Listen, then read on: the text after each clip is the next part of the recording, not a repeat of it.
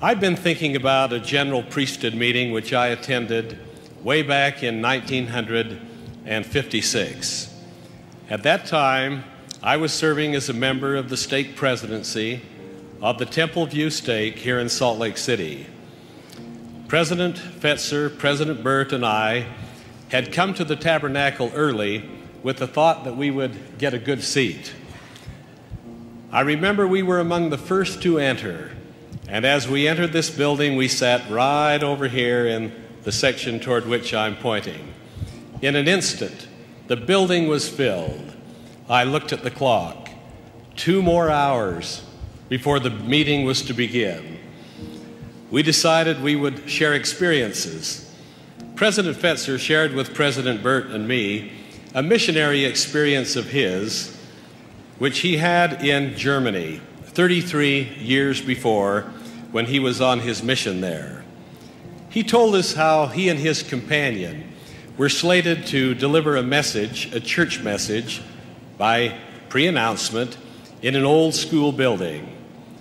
On that rainy night, as they went to the school building, they discovered that a malcontent had stirred up the feelings of the townspeople against the missionaries. And as they entered the school building, they discovered that the crowd was angry and becoming very close to a situation of violence. Just at a critical moment, a woman stepped between the 2 missionaries and the angry crowd, and with a stern but sweet voice said, "These 2 young men are my house guests. They're coming to my home for dinner. And now if you will kindly step aside, we'll leave." The missionaries were only too happy to leave and follow their benefactress out into the rainy night and to her home. When they arrived there, Brother Fetzer said, the lovely lady asked that they remove their coats and place them on the kitchen chairs to dry, and then she indicated she would prepare for them a hot meal. As they ate, they then prepared to present a discussion in that home. They invited the woman's son, who was a shy lad, sitting comfortably, Brother Pace, behind the warm stove in his favorite spot. And the lad preferred to remain there. But the woman listened, and the 2 missionaries presented their discussion, and then went out into the night to return to their apartment. Brother Fetzer turned to Brother Burt and me and said, "I don't know if that woman ever did join the church, but I'll forever be grateful to her for the kindness she extended to my companion and to me."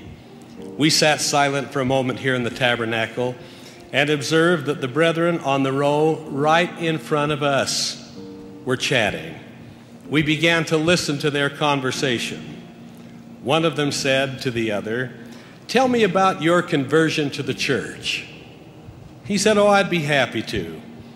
He said, "I first heard about the gospel 33 years ago in my humble town in Germany."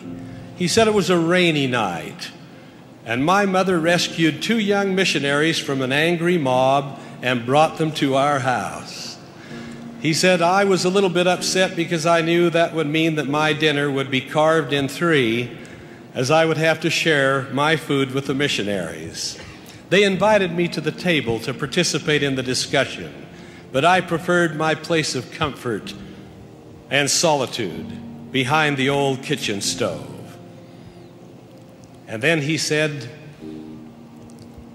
"I didn't join the church for some time after that, but I'll forever be grateful to those 2 missionaries who had the courage and the tenacity to proclaim the message of the restoration, even at a time when their very lives could have been threatened." He said, "I suppose I'll never know who they were or from whence they came." He said, "I think one had a name like Fitzer or something like that, but that's a shot in the dark." Brother Burt and I looked up to Brother Fetzer. Great tears were flowing down his cheeks, and he reached over and tapped the man on the shoulder, right here. And then he said, "I'm Bruder Fetzer. I want to meet the boy who sat behind the kitchen stove 33 years ago and had the courage to listen and particularly the wisdom to learn. Oh, you've never seen such a reunion in your life. English, German, brotherhood. I do not remember one single word that was spoken at the pulpit that evening. Not one word. But I shall ever treasure the wonderful experience of seeing how our Heavenly Father repaid a missionary and filled the desire of the heart of one who had lived true to the faith.